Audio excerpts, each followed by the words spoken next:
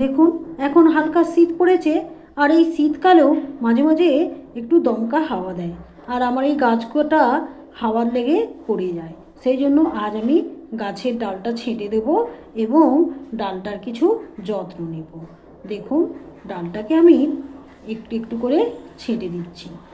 আর এই ধরনের লম্বা গাছ হচ্ছে প্রচুর হাওয়া ধরে, আর এখন শীতকালে ফুলের সমস্যাটাও প্রচুর।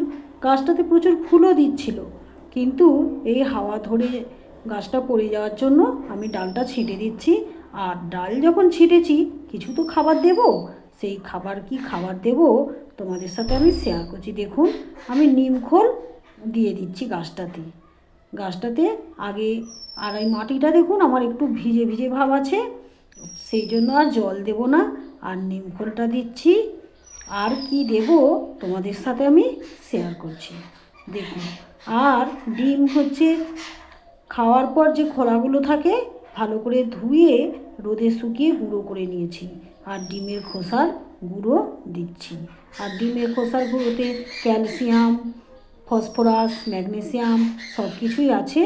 আর কয়েকটা ডিএপির দানা দিচ্ছি, যাতে গাছের কুঁড়ি নতুন